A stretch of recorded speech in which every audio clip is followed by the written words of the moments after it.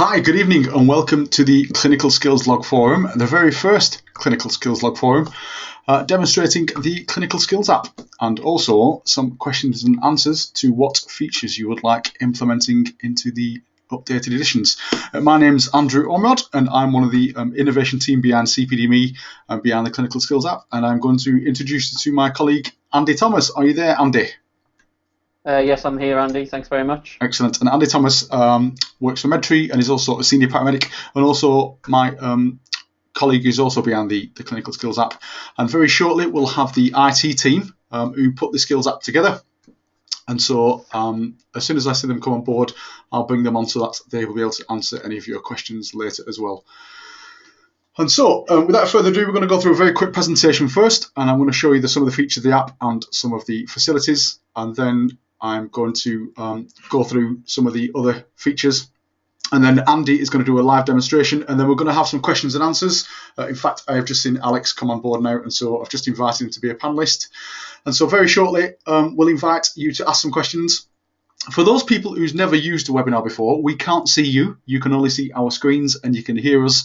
And so you'll be able to see what's on our screens, have a look through, and then when we get to the end, we'll give you some opportunities to ask some questions.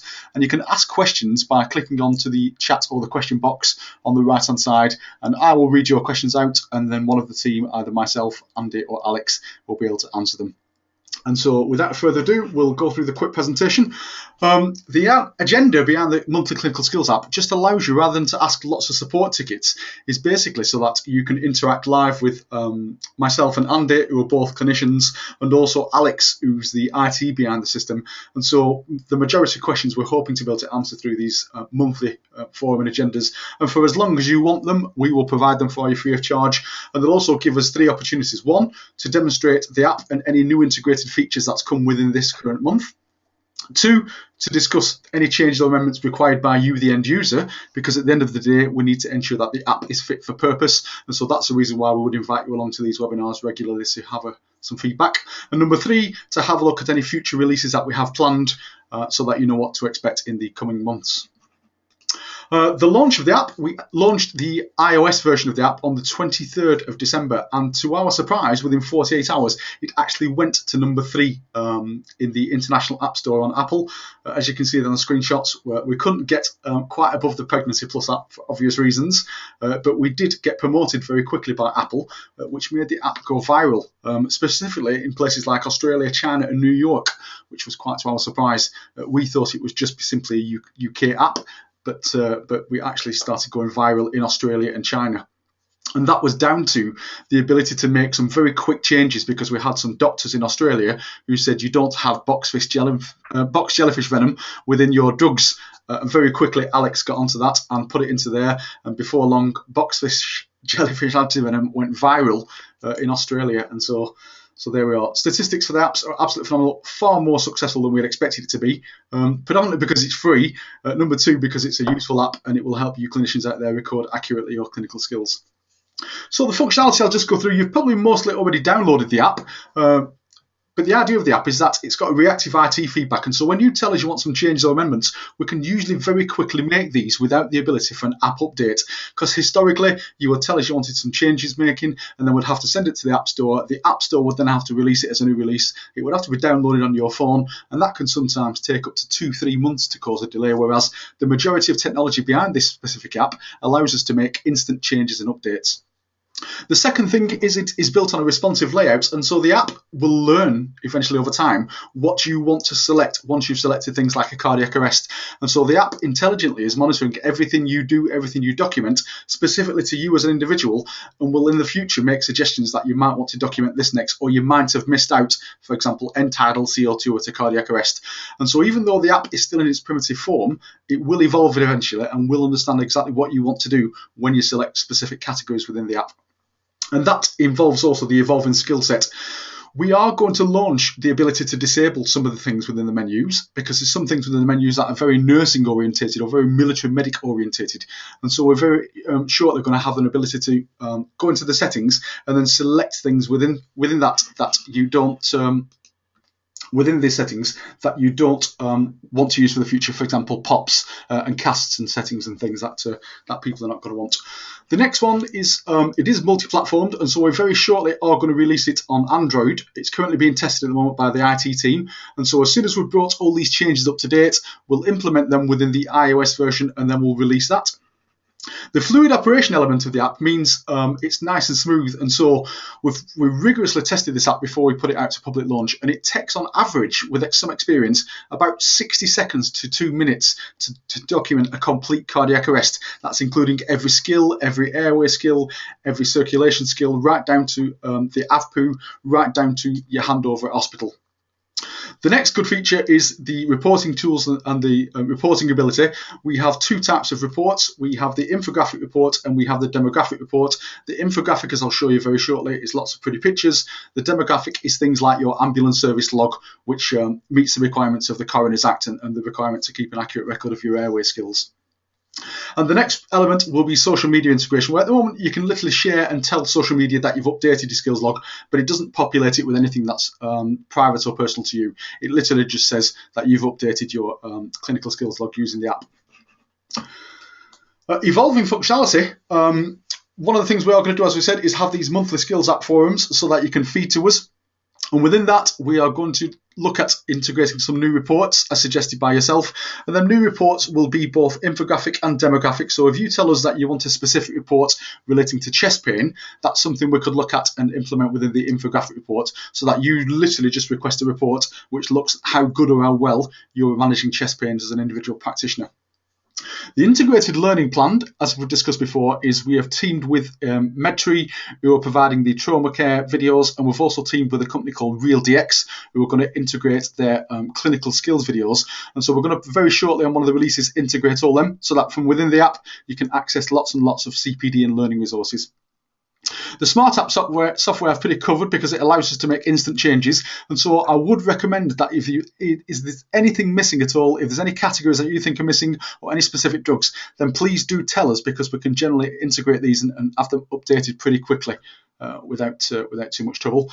The customizable reminders will come shortly, and you'll be able to set reminders in there, so it will know when you've done a set of shifts, and it will also know when you're missing specific skills out, and so it will make some reminders. For example, if you avoid using a KED or you avoid using intravenous or intraosseous infusions, etc., you'll be able to set a reminder, so it will be able to say perhaps you're avoiding some trauma equipment, or you're avoiding auscultating people's chests, lungs or hearts, and that might just identify some skill needs from within you. But that's one of the upcoming features that's planned within the app.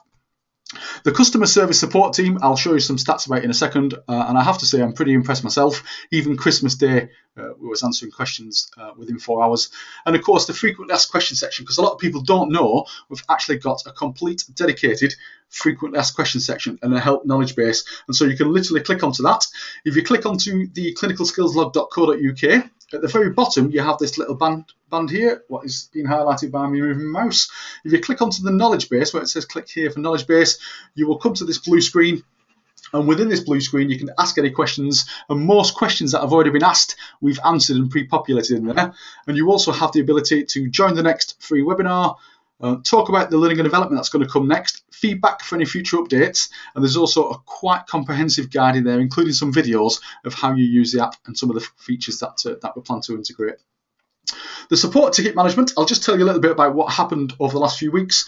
When we launched the app, over the first week we had 126 questions asked.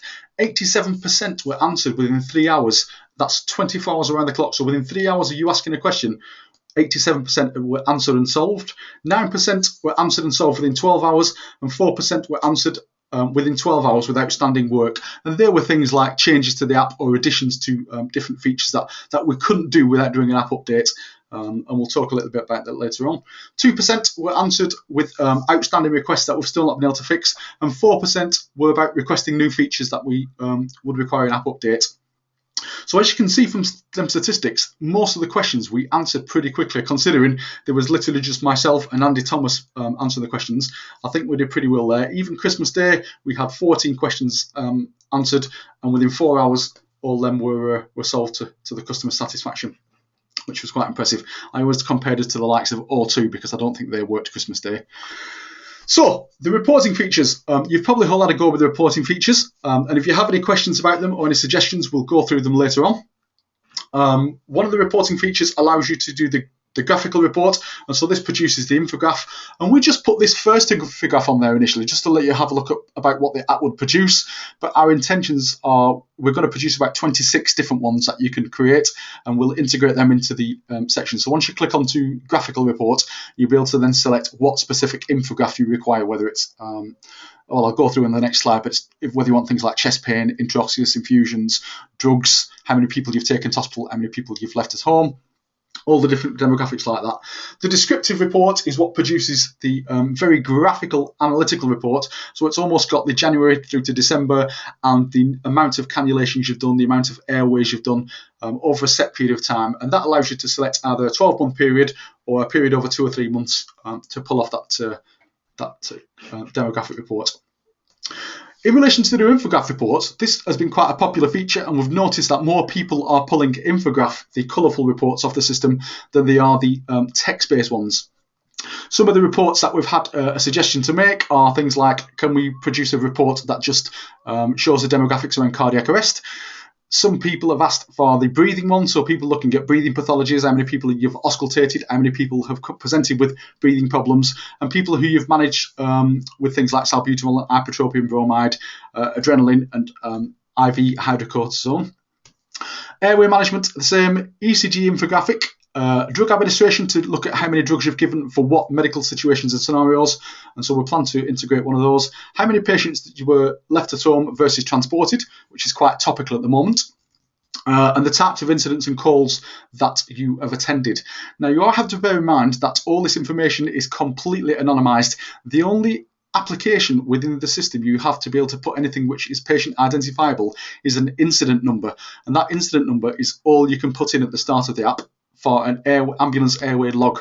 So you can't put any demographics in there, and we strongly suggest in the free text that you don't put anything that is patient identifiable. The only thing by law you have to record to identify a patient and a set of skills is the incident number, and so that if there is any comeback or there's a coroner's inquest or any report from work or an incident learning analysis, you simply are able to log that incident report number against your set of skills that was used on that particular incident. We've had quite a few people ask that question, and that's the reason why I've emphasised it a little bit for you. And so, without further ado, if you have any questions after the app demonstration, if you want to start populating them into the question section, and then once we've gone through this, we will be able to go through the section and answer most of the questions for you. So, I'm going to now hand you over to Andy. Are you there, Andy? I am indeed. How are you? I've got a very dry mouth now. I'm going to have a glass of water, but I'll hand over to your screen now if that's all right. Yep, that's no problem. Right, guys, everyone should see my screen now. I will warn everyone in advance. Andy and Alex are the IT brains behind this. I'm certainly not. So if it goes all wrong now, I do apologise. So, hopefully you should be seeing my phone on the screen now. I'll just enlarge that slightly. See, and as I said already, it's all going wrong. There we go. So I've got my phone up there. So what I'll do is I'll just go into the clinical skills app as you would, and as you probably found, it's quite responsive, and it brings the app straight up for you there. A couple of points I'll navigate you through before we actually go through the app is one of the things I think people might not be looking at so much is the options down the side, and this is when you have the ability to edit your profile. So I'll just go through mine. So if you know, when you've logged on, your name or anything's wrong, or if your experience level is wrong. We appreciate at the moment people are finding experience levels that are closest to what they're working at, and we have planned quite a long list of amendments for this to go on there. So if yours is not in there or you think something needs to be in there, just let us know. I'll cancel that because I don't need to update it. Within the settings menu, I think this is an important thing to point out. You can customize the app already. I.e. you can remove and add sections already. So everything's highlighted at the moment in mine, but in my general practice, I certainly don't put any plaster of Paris on, but everything else is pretty much applicable to my practice, so I would potentially leave that in there. However, if you wanted to use this purely just to log your airway skills, you could, if you wanted to, you could take everything out apart from airway by just deselecting, and then when you go through the app, it will only bring up those sections highlighted. And that's a feature to make it useful for you as an individual. As Andy says, at the moment we can't change individual items within a section, but that's something we're going to look at in the future. So I'll just save that as my settings. Some other areas, so we've got a help section, and I would advise people go into this. So it's how to use the app. One of the things we are going to change is this, because people often won't click into that, but then once you click into it, it's got all the different areas for you. So how to use the clinical skills app, I'll just flick on there, and it's got all the things like, I know initially a lot of people had issues with passwords, and I think we may have already had a question about a password already this evening, if I'm looking at the questions there yet. So we'll answer that shortly, but again, just by clicking in there, you can reset and change your passwords and so on and so forth, and it's got lots of other things that you can do. Free clinical skills webinars, so you can give us instant feedback by clicking in there, register now, and provide feedback if need be. Within the learning and development area, so at the moment we've got links in here, but these will actually be embedded in the future into the app. And so, as Andy said, we've teamed up with Medtree and Trauma Care. So there is a subscription service now. So if you click onto that, you can subscribe for $12.99 a year to all the Trauma Care videos, and that will be updated with 140 to 150 new videos from Trauma Care every year, and they're sort of international speakers. So again, good learning resources we're trying to provide for you there. And then the Real DX, again, we can link through. That's something we're just about to bring online, and they've got over 600 clinical case series where paramedics, emergency medicine doctors, and etc. have been wearing head cams whilst examining patients. The patients are obviously fully consented for this, and then you get to see their case history, their scans, their otoscope views, their ECGs, their ultrasound scans, etc. And you can start learning great clinical skills, and I think that'll be a great asset for universities as well. And feedback and future updates, so you can just click in here, and again, click, and you can make comments. And again, if you need any amendments, click, and it allows you, and that comes through to the support ticket. And Andy and I normally receive them quite quickly. They ping through. And in the top corner there, you can just contact us. Obviously, I've not got any tickets currently open. I'd like to think I know how to use the app, hopefully. We shall find out. So we have two options from the main screen, and I'm sorry if people are getting slightly repeated here, but I think it's important. So you have two options. You can either start a new shift or add a skill set with a set date. Hopefully in the future, it's something I've sent through for the team to discuss today. One of the things we're hoping to do is also have a training section in here. So you can add a skill from training or simulation, and I think certainly in my practice, I'm expected to conduct monthly assessments on certain skills I'm expected to provide within my clinical practice, and it would be great to log those as well. So it's something we're looking at for the future. So if you're new to the app and you want to log your last 6 months, if you've been keeping Excel spreadsheets, then you can just add skill sets with dates. What I would say is every time you add a skill set with a date, you will receive an email at the moment every time you update a single skill. However, when you go into a shift and say you see 8 to 10 patients in a shift, then you will just receive a single email at the end of the shift. So I'm just going to start off with the new shift. I'm going to look at shift type. So for me, I work CARU shifts, critical care ambulance response unit shifts, but there's a range in there, and we've also got about another 6 or 7 amendments to go in there that people have requested. My shift length, I'll just put 12 hours, and location is based out of a rapid response vehicle. So that's done, and as soon as I click begin, you see that it changes straight away to add skill to current shift, and it will remind, the app is intelligent and will remember this shift now for the next 15 hours, so I don't have to keep re-inputting that data. After 15 hours, it will reset itself. I appreciate my ambulance colleagues amongst us who are listening tonight, that could go into some of your shifts for late finishers, but hopefully not. So, and then you go straight into the app. So, incident number, and I'll just put a fake entry in, which I'll delete these at the end. So, call type, I'll do a cardiac arrest for the purposes of example. So I'm going to click cardiac arrest. As soon as I click cardiac arrest, this will bring additional drop-down boxes now. The same for example. So I'll just show you so you can see. So cardiac arrest comes down at the bottom, which wasn't there before.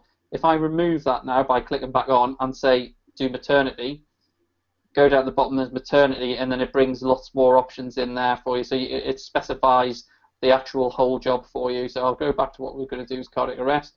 I'll just say the age of the patient. is, I'll just say 70. I think you've left cardiac arrest and maternity on there, Andy, and it sounds like a big job to me.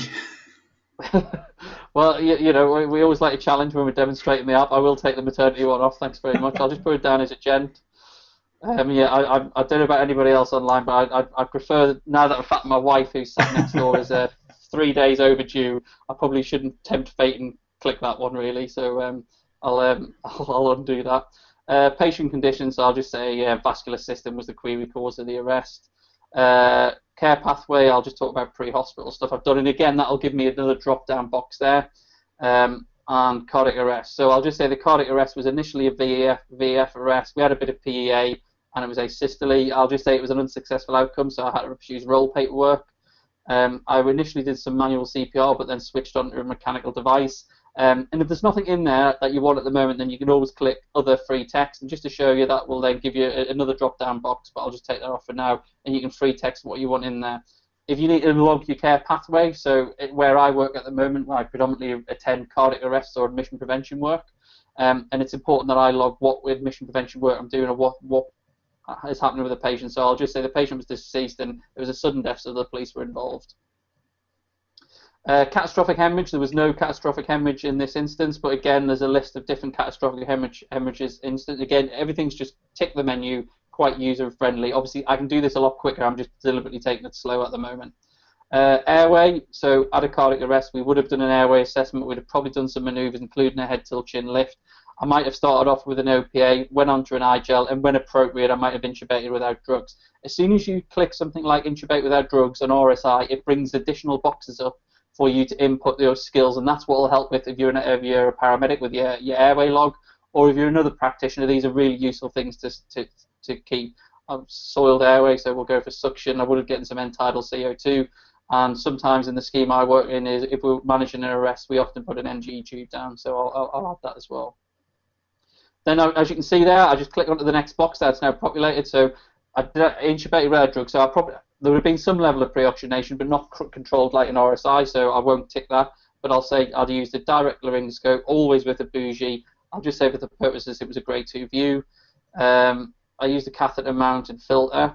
And again, so I'm building up that picture of these airway history. That's quite good. Was it successful? I'll say yes. Number of attempts, I'll just say 2 for the purpose of this. And then also, because I used an I-gel, it'll ask me, or an LMA, it'll ask me how that works. So I'll say, yeah, it was okay. I was probably getting it, but it had a bit of an air leak. I did get some end-tidal CO2, but it wasn't great. So probably that's why I went on to then use it to intubate the patient. Was it successful? Yes, it was partly successful, but I wasn't convinced, so I moved on. Moving on to breathing, I would have auscultated the patient at some point, not only as part of my reversible causes, but obviously to confirm tube placement, as well as my end-tidal CO2, etc. Yes, I'd have used a BVM. I'd have used end-tidal CO2. The patient didn't need any decompression. You'd have had some oxygen. It was a medical arrest, so you probably wouldn't need finger thoracostomies or anything like that. And I may have used a ventilator or a Voltran ventilator in that, so I'll just tick on that. You can free text some of that information if you want about how the device did for you, if you want to log that. Move on. And then just different things. So yeah, we did a bit of CPR. I'll say IO and IV access. Pulses weren't measured because we couldn't feel any, and would have given some fluids as part of a reversible cause process. If you carry I-stats and other things, you can tick them. So again, it brings more drop-down boxes. So I'll just say I did a humeral head. Number of attempts on the IO1. Was it successful? Yes. And obviously humeral head, so it would have been a yellow needle. You know, I tend to use IOs in arrests and then get secondary IV access, but there's no right or wrong there. Fluids, I'll just say in this case, they just had a fluid challenge with saline.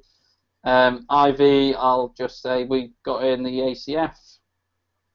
And number of attempts 1. Was it successful? Yes. And this is all getting logged in your personal log, so you can pull it off on your reports, and I'll just say it engage for the purposes of this. So this information is all getting logged in your history. Disability, well, we'd have done an APU assessment, which would have been you. We'd have done blood glucose as a reversible cause, GCS3, and obviously prior to calling it, we'd have done at least some kind of pupillary assessment. We'd have probably done that also as part of our reversible cause check. Pain management is not required in this situation, but just to go through it, you can take drug intervention, non-drug intervention, and I'm not being a hippie by saying non-drug intervention, but it's certainly something I've used non-drug pain intervention in the past. Visualization therapy, reassurance, all the other good stuff, splintage, etc. So it's not always necessarily with drugs. Did you record a pain score, nerve block? Did you sedate the patient if it's within your scope of practice, and other things there? Again, not in this case, but if it was spinal immobilization, you've got your various C-spine cleared by your guidelines, so Nexus or the Canadian, or as per the JR Calc rules, collar, hard and soft, KEDS, log rolls, longboards, no collar, which is quite common practice now, scuba orthopedic, self-extrication supervised, back mat. And then again, it's not endless, so there's other there in case you had a complex case where for whatever reason you did things a certain way that you just would like to document for your own records and history. Splintage, various splintages going through there, just simple ones. Again, if you feel we're missing things on here, do let us know. Minor injuries, again, some of these are quite sparse at the moment, and we're looking to expand these from feedback from users. Again, wound care, again, I suspect we can extend these sections once people get used to using them more, but it gives you the basics that you need at the moment. Non-technical skills is something we added because we felt that, it's a big thing that's often overlooked and it's very important. So, what kind of handover did you do? Did you debrief the team? Were you acting as a team leader? Is that your role in work, or were you leading the management of the arrest? Did you provide triage? And so were you the cardiac arrest team leader, the critical care team leader, heart team leader? And it goes on. You're an operational commander, a tactical commander, and we can add different things in there if need be. We could add gold, silver, and bronze commander, etc., as per what people feel is needed. Drug administered. We've got quite an extensive list of drugs. Potentially in the future, we're going to look at whether we can have a search part of this, so you can just put the first couple of letters in, because obviously this is starting to grow. And as you can see there, I'll get the one that went very popular after a request was box jellyfish anti-venom. I suspect you won't see that often in the UK, but apparently it's quite a problem in Australia, and they use it. So we popped that on there as well as some other drugs they requested. And that will just log it. As you can see there, submitted, your entry is being securely submitted, and that's it. So I'm now ready for my next patient within that journey. Now, I did that quite slowly because I was going through every section. But if I've just gone to a simple patient, you can see how quickly, and it probably realistically will take you 3 or 4 minutes the first couple of times you use it, but that 90 seconds area, once you get used to it, is pretty good. And again, you can deselect sections, so you don't have to flick through sections if you rarely use them. And in the future, as Andy said, within, say, here, you can go into there and say, well, I'm never going to be able to RSI or intubate a patient, and you will be able to deselect those within your skill set. So it truly then becomes an app for all, and that's our passion behind it. Is we want it to be used by community first responders, first aiders, ECAs, technicians, consultant paramedics, consultant nurses, pre-hospital care physicians, emergency medicine physicians in the ED department, in the ED. We really feel it's got no limits on what it can be used for, and that's why we're providing such a scope and changing thing. So that's pretty much the demonstration on there. So we'll go back to the home screen, and I'll just quickly go through the reports just in case you haven't put one out functionally. The report's just down at the bottom here on my screen. Sorry, the way I did my screen there, it's not showing very well. I'll just try and move this 2 seconds.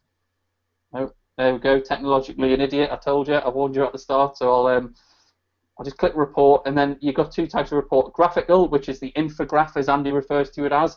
The pretty pictures, I like to call it. The one, let's be honest, most of us like a pretty picture to put in a portfolio or to show somebody how hard we've been working, as opposed to just having a load of numbers. I come from a research background, so I actually like all the numbers, but I'll just do one now. So I've been actually using this app for the research version of it since April this year, and I've also been using this version since about September. So I've actually got quite a lot of data on here. And because it remembers it all. So I'm just going to go from the 1st of September 2015, and I'm just going to create my infograph for that period. So we're live, hopefully it'll work. Excellent, see that? I'm glad that worked. And so it's pulled some of the data, some of my core data that I've done within that shift period. I don't work full-time clinically. I work effectively 20-25% of my working time clinically. The rest of it, obviously, I work for Medtree. And I work in a critical care sort of a arrest response unit, so I tend to have a higher exposure to more clinical skills. And again, the infograph at the moment is just very basic. The things you've done the most, and down at the bottom the things you've done the least. So the things I haven't recorded much are thoracostomies, PEEP, CPAP, and other things like that, which is is probably not commonly used. And as Andy said, we will build these in, so in the future you may be able to download yourself another 10 skills logs, including cardiac arrest, etc. Certainly in my practice, and I think there's some people I work with online at the moment with us. I'm just having a look at the names yet. So certainly one of the guys who's in charge of my scheme, Paul, is on here, and I'm sure he'd like to see a cardiac arrest infograph in there.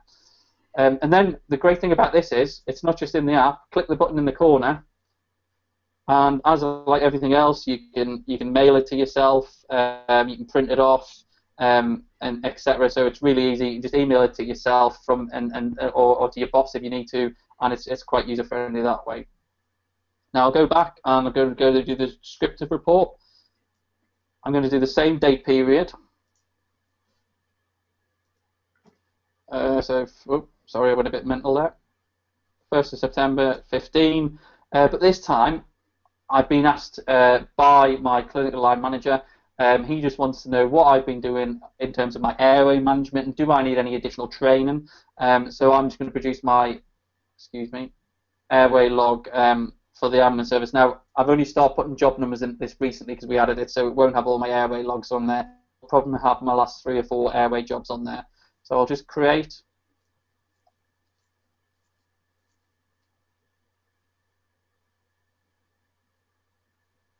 It spins around. It's just pulling the data off the server.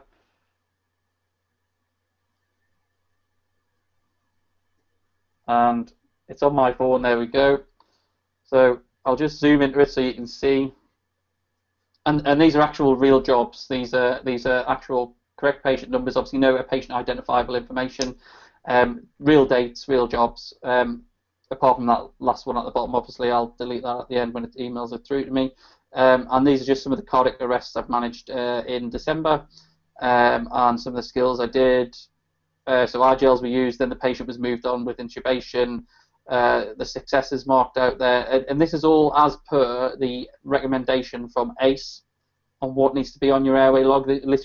Andy and I literally sat down and mapped this effectively as per their recommended thing. Now I'm aware some trusts are giving people paper logs and other stuff, but this will make it easy for you if you can do it on your phone. It has your name, your speciality, and your date period, so it's a good log. You can print that off if you need a signature, print it off, sign it, or electronically send that to a line manager, and so on and so forth. I'm just going to go back, and you could do that for every skill if you wanted. You can flick it up for airway, breathing, all the way through, and it will print them reports off for you. I think that's it from me at the moment, and I think, Andy, I don't know what you think, but I think it's time to answer some questions or have a discussion on what people want. Yeah, we'll come back to question time if you like, and I think there's a few questions that look like they've been populated, and so I read the question out, and then we'll see if we can answer them. First question is, I've logged myself out of the app. I can't remember where my password is, and I can't see a reminder button. All you simply need to do is, if you go to the landing page of the website, which you should be able to see on my screen now, if I just make that full screen for you. If you go to the landing page of the website, scroll to the very bottom of the landing page, so clinicalskillslog.co.uk, click into the knowledge base, which is at the very bottom, into there. You will go into the clinical skills log, click into how to use the skills app, or put in there reset my password. Click search, and at the very top you will see reset or change my password. You have 2 options in there. You can reset your password, so pop your email in and it'll send you a replacement password, or if you know your password and you want to change it, you can simply click on this second option there, put in your old password, change it to something you prefer or remember, and then the system will automatically allow you to do that. You just need to remember to write your password down or keep it somewhere safe so that you know it in the future. Second question is, will there be a way of recording patients dealt with as a treat and discharge from hospital so that it doesn't appear on the app as an admission, especially when I do hospital and ambulance or RRV shifts and we are judged on non-conveyance rates? If I switch back over to your app, Andy, and you just go Yeah. quickly into a job. I think if you click onto pre-hospital, I think there was an option within there, isn't there? There's an option in there. Yeah, discharge on scene. Yeah. If I just click back onto Can you? your app, you should be Yeah, able I'm just. to. Yeah. Are you seeing my screen now, mate? Yeah. Yes. Care pathway.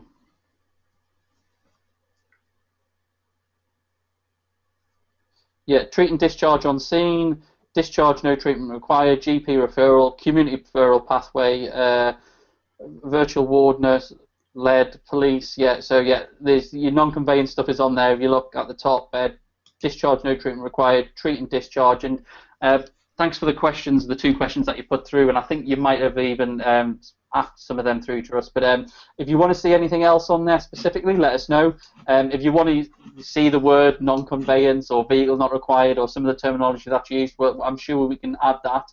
But at the moment, yeah, there's stuff on there. And again, this is something that will expand. Again, you've got the Falls team on there. So hopefully that answers that question, Andy. That sounds like it answered it all right. The next question is, good evening, do you have plans for users to be able to update or edit the shift start and finish times? If you go back to the start of the app, Andy, I'll just explain to you. We did quite a lot of research around trying to get this right, because we appreciated that sometimes people couldn't click on the app at the beginning of the shift. And so if you start your shift, so you can see on Andy's screen there, you can add skills to current shift. If you need to backdate something to 2 hours before you actually started this, you can simply use the bottom option, and the bottom option is to, sorry, just go back to the home screen, Andy. Yeah. You can add skill set with date, and so literally, if you start the shift like Andy's just done at 8 o'clock, and you want to add something at 1:45, you literally will just click onto this option, click onto today, and then backdate the time. And so you can still add to the same skill set to the same skill period, but you can put in there with date and time. You can also backdate skills on there. So if you have something that you did last week and you forgot to log it, you can simply use that add skill with date and time and go back into it. We are looking at a way that you can go in and edit it live, but we're just trying to make the app really simple at the moment. So we don't want to overcomplicate it with options that might throw users into an oblivion. And so if you do need to add something specific, or you need to backdate it because you started your shift a little bit late, you can use that add skill set with date option, which allows it to collectively become under the same umbrella as the existing shift. I hope that answers the question for you, Dave. Next question is, if you see patients in a minor injury setting, you don't get a job reference number, so you can't add this to the skill set. How would you suggest I reference this job? What do you think, Andy, about working in a minor injuries unit? I think the man, and again, and I would appreciate the gentleman who's put these questions through. Obviously, will remain nameless for anonymity on the thing, but you've asked quite a lot of questions, and if you are, do email us separately through. But minor injuries, we've got limited stuff on there. Please tell us what else we need for a starter. But yeah, I would just reference them, patient 1, patient 2, or patient Alpha Bravo. And because it's data stamped, if you need to look back on there, that will hone you into that area. Remember, this is for your personal understanding of what clinical skills you're performing and what areas you maybe missing out on. This is not necessarily, I mean, this is not a legal coroner's document. That's your paperwork. That's either your PRF or your clinical notes in hospital or a minor injury unit on the computer. So it's not to replace that in any way, shape, or form. This is an aid. This is a learning aid, so you can log what you've done over a period of time, and then in effect by pulling off a few reports and along further down the line, we're very aspirational, Andy and I, and how we want this to work. But obviously, it does cost a lot of time and money to a certain extent. Code and all this through our IT team I'd like the app to tell you that, for example, in the last 12 months you haven't delivered a baby, so maybe you should go and do CPD on that area. So yeah, I wouldn't get bogged down with references. The references are purely in there because that was a legal requirement for the ambulance airway log to have a job number on, and that was actually a late addition which we put on there about 24 hours before we launched the app, because we suddenly had a thought that we weren't meeting that legal requirement for the ambulance service. But there's no need to log reference numbers. But if you want to keep a daily list, and I suspect in a minor injuries unit you see a lot more than 8 patients a day as well, So you might just want to log them simply 1 through to 30 or whatever it may be.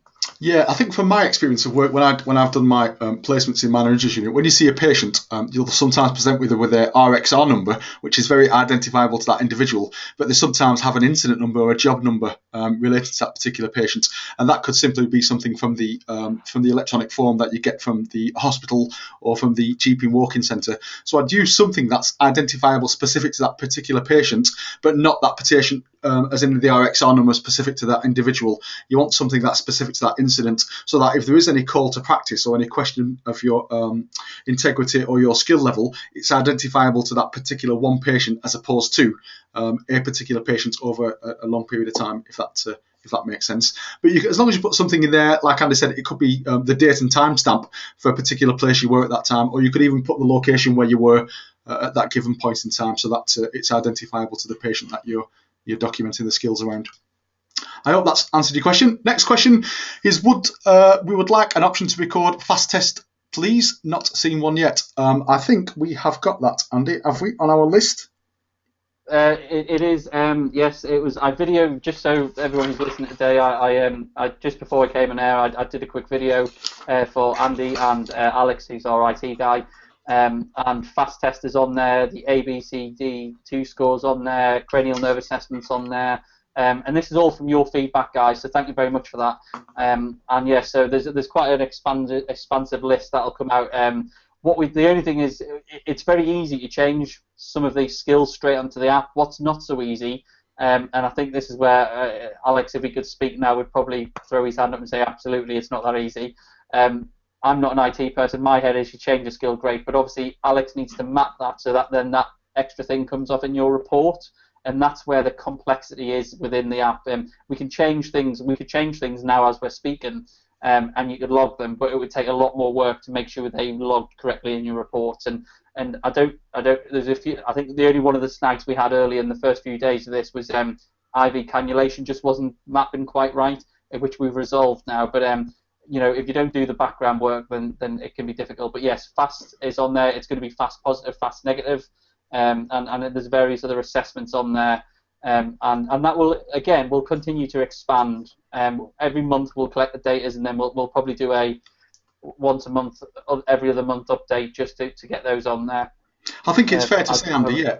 If you want things adding, we can add them pretty quickly. In fact, you're amazed how fast we can add them, but they may not appear in the report straight away because that IT does take a little bit. But if you are documenting them, if we do add them and you start to document them, be assured that at some stage in the very near future afterwards, once we put that into the report system, it will start clocking that onto the report. And so it's easy for us to put the sections in. So, for example, cranial nerve assessment or sepsis screening tool, we could literally put that in now while you're on the webinar with us. However, to drop it into an actual report and produce that report will probably take a few more days. But do still document it if it's there and appears.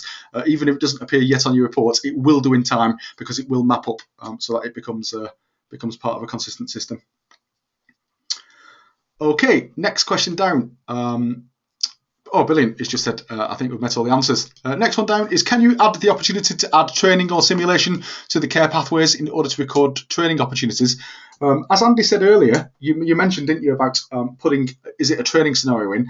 I think within the system, at the very end, just before Andy submitted the app, I'm not too sure whether at the back of the app, just before you submit it to go through to your system, you could submit it as a training or you could submit it as a genuine patient might be the better option. But we are going to look at how we would integrate the training section within there, because people do like to document training scenarios. And so at some stage in the very near future, we will have an ability so that you can differentiate between training and real life clinical contact. I hope that answers the question. Yeah. Yeah, I agree with you there, Andy. I think that's an important point, and certainly would benefit my individual practice, if I'm being entirely honest with you.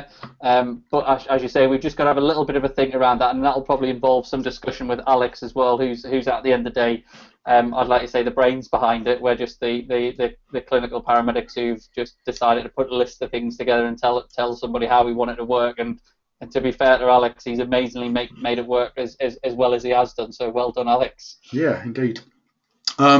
Next question is, we would like some way to say assisted with a skill as a technician, as they're not able to cannulate at present, but obviously we want to build this up and show that you did their bits, for example, drawing up medications or things. Yep, that's something we've added to the list as well. So we are going to have some assisted ability in there, because again, what you'll be able to do is, if you are a technician, you'll be able to knock away the IV element, but leave inside there assisted with intravenous cannulation, assisted with endotracheal intubation. So it's quite a good point, that. And we will integrate that in the system so that you will be able to put assisted, and that will be one of the add-on boxes. So well contributed. Yeah, Andy, if I may just jump in there, mate. I think in the research version, that this came from a bit of research Andy did and some research I was doing on collecting clinical skills. It gives you a bit of an understanding of the background behind it. It was looking at RAF paramedics and their clinical exposure in the post-Afghan era. And we were just using it to collect data, and on that version we were able to say whether we performed the skill, assisted the skill, or there was one other option I can't remember off the top of my head. And again, that's something I think we agree is a good feature, but we just obviously need to for Alex to give us it straight how much work that involves, because it's okay me saying it's easy, because I would say everything is easy, but I suspect the coding behind it's quite complex. Would you agree? Yeah, it is. We did have, didn't we, the ability to document whether it was assisted and things. I mean, if you want, Andy, if you bring back to my screen, I can put my other phone up on the screen. I've got the original research version on there. Yeah, I'll hand back over to you. So it might be something that we can integrate in there, so that it does differentiate between assisted. You should be coming back to you now, Andy. And as you go through there, this was the original version. It was all on one page. It was a lot shorter, but didn't give you and you can see where we're getting it from. But I'll just go into Airway, for example.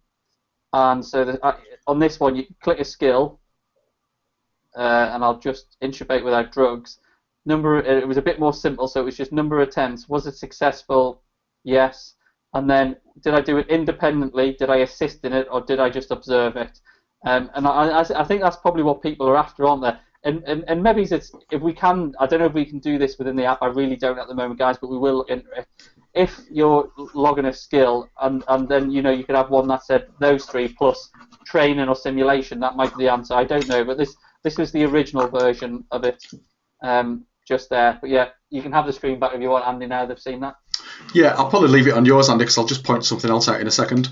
Can you add, or do you already plan to add AMT? I assume you're meaning that's some kind of skill grade in terms of your skills log, and I'll just bring up the skills app back up just so I can just confirm that in my own head.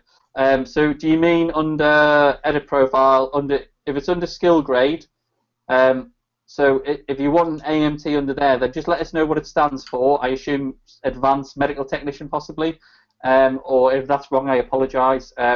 But yeah, there's about another, I think I put on the list, Andy, there was about another 8 or 9 things, including student paramedic. Australia have asked for quite a few different definitions of paramedic as well that we've added on. And I'm sure if you email us on the link or email us directly or tweet us or whatever, we'll ensure they go through for you, mate. And yeah, but again, I'm right in thinking, Alex, and if you can message or just confirm this, when we treat this part of the app, because it's a profile app, this is not something we can change instantly. This requires an update. Is that right, Andy? Yeah, that's correct, yeah. Yeah, so this is one bit of the app that we can't just change instantly. So we've got a long list generated, so send us, we'll add to it, and on the next update, we'll add that to the skill set. Perfect. The next question is, I've just asked for some clarification for what is AMT, but the next question is it possible to add skills such as endotracheal intubation or LMA insertion as part of an ongoing trial such as Airways 2? Yes, there is, and you can document within the free text at the bottom Airways 2, and I think you've done that on the adrenaline trial, haven't you, Andy? Yeah, yes. So I'll just quickly show you there. I do it under other at the moment, but it's a fair point that he brings up, because it's a big Airways 2 trial, is a big trial, as is the Paramedic 2 trial, and that's something I put on the list. I've just remembered, Andy, I haven't put this on the list, but I think we mentioned it when we had that online webinar internally the other day. That I think it's worth putting something like that on the skills log, and I think we can add that. Do you think that's reasonable? Or yeah, I think in the meantime, what you can do is put it into other. Do you want me to show? Yeah, I'll demonstrate that now, mate. So I'll just do the example of the Paramedic 2 drugs. So I'm just going to go down to the drugs menu, and as I say, I work on a vehicle that goes to several cardiac arrests in a shift. and I don't know whether I'm giving adrenaline or not, so I just go down to the bottom, free text, done, and I literally just type in done, and then that registers that within that skill set, and that attaches that, so I know I've given that patient paramedic 2 drugs, and it's simple as that. So if you're doing Airway, I'll just go back to Airway. Stand by, sorry, I'm flicking through my screens here. Going a bit farther, getting a bit excited. Free text other comes up. What is that? Airways 2 trial, isn't it? Yeah. Help me if I can spell. 2. Sorry. Fast fingers tonight. And can't now take the capitals off. Pressure of live performing, and then done, and again that would log you've involved something that involves the Airways too, and you could free text what you needed for that, and that's reasonable as well. So the ability is there at the moment. Perfect. Next one is any chance of being able to document the skill level of your crewmate? Just thinking this would really help the student paramedics. For me, it will also be able to edit shift dates and times would be brilliant. Answering your first question first, is the ability to document the skill level of a crewmate. The possibilities are endless. We can do anything you want us to. I'm not too sure in what text you would want to do that, or what part of the reporting that would be part of. So it might be an idea perhaps to drop us an email and just sort of explain a little bit more about how that would be applicable, how you think that would benefit your particular skill log. It's not something we've been asked before. It's the first time we've been asked that question, I think, isn't it, Andy? It's not. I think I sense that is going to be quite difficult. Not that we defeat this, so please don't think we are. We're enthusiasts and keen clinicians, as I say. And not to put too fine a point on it, but everything we do with the app, does cost, and therefore, we probably won't be able to do everything everyone wants. Although we'd love to, wouldn't we, Andy? Yeah, indeed. Most things we can. Most things we can. Yeah, most things we can, and some advancing services in the future. If it gets intensive, we might just have to jig it around a bit. But yeah, we'll look at that. Send us an email, and we'll have a further look at that. Andy will give us an email at the end. But yeah, it sounds more complex than might be worth it there. But again, that's something Alex will give us advice on. And the next bit of the question was, for me also, being able to edit the shift dates and times will be brilliant. We've looked at this also, and at present you get a summary email back which allows you just to delete the entire shift. We've looked at the ability of being able to edit individual shifts, and the complexity of it is complex, needless to say. That was one of the reasons why nobody's created this type of app in the past. What I will say to you is, as from February, we're hoping to be able to integrate the editing platform within CPD.me, so you'll be able to log in, and when you create your portfolio, you'll be able to go into each individual skill set on shift or as an individual skill and edit or change or amend that on a web platform. We don't think it's something you're probably going to be able to do for a little while within the app, because the complexity it is, you simply will not be able to find a particular skill set from a particular date once you've used this app for a period of sort of 12 months, because you'll be saturated in data.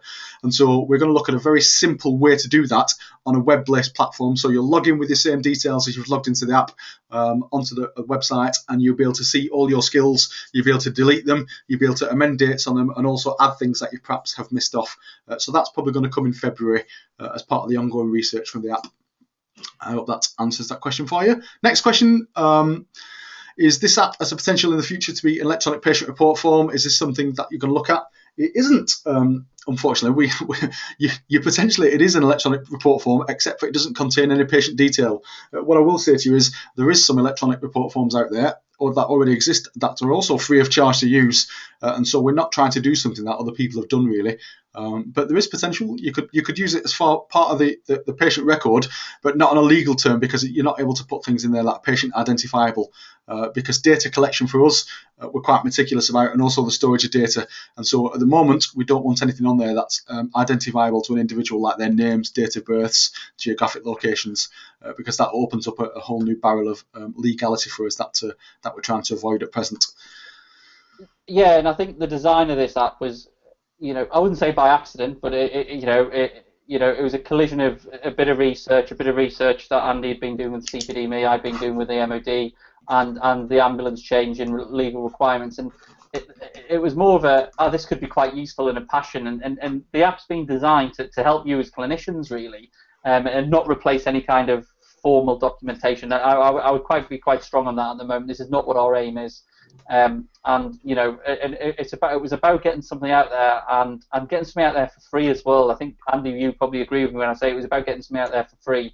So one thing that will stay with this app, and I think you'll agree with me, Andy, is the core function of the app will always remain, FOC, as Andy likes to say. And then what may develop is other services that you can purchase into. And again, I think I just mentioned now in a conflict of interest here. I do work for the company, but it was a big thanks to Medtree as well at this stage. I think because who supported this and provided to make sure it got out there for free as well. And I think and that's the key thing is it does cost.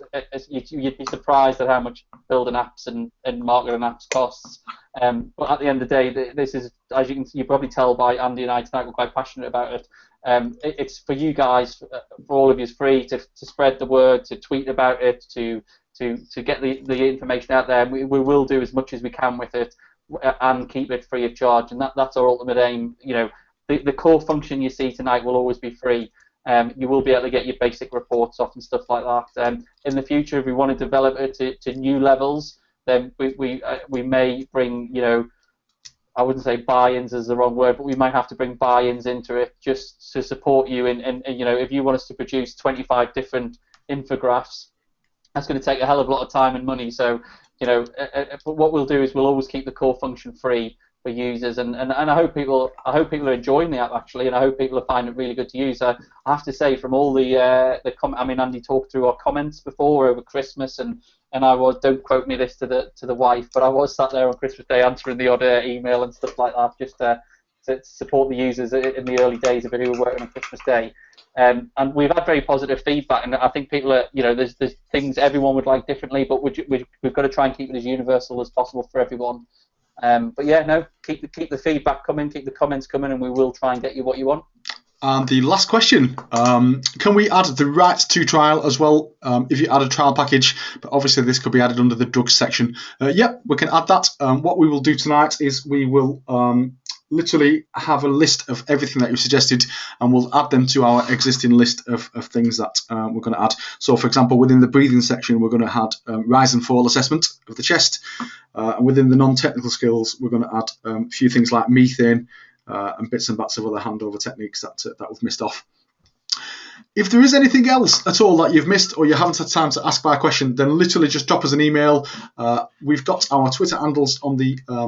you can drop a Twitter message to Andy or to myself, and we're more than happy to. Or, of course, you can simply log back onto the Clinical Skills app website, and at the very top, there's a little option up there to add a message. Click onto the little contact us, and you can send us a quick message, and we will add them to the questions and get them integrated. Lots of people saying thank you tonight. Thank you guys for coming to the webinar. A little treat for you tonight. I can probably notice there's a few members on here tonight who are members of CPD-Me.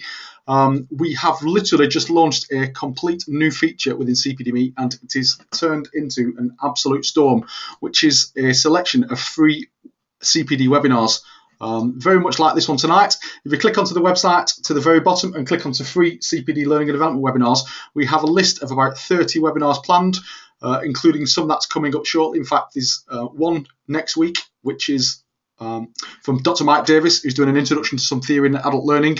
The next one is Andy, who's going to do a talk on IT clamp and innovative hemorrhage control.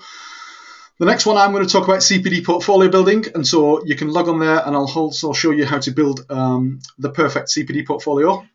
On the 22nd of January, we've got the guy behind the pelvic applicator, Simon Lewis, and he's going to talk about the pelvic binder application, the novel approach. So there's lots of opportunities to ask the guy who designed this product, lots of questions at this free webinar. The webinar there on the 24th of February, identifying and management of frequent service users within the pre-hospital care setting. Something which I come across quite a lot in my practice, and I'm sure you probably do, Andy.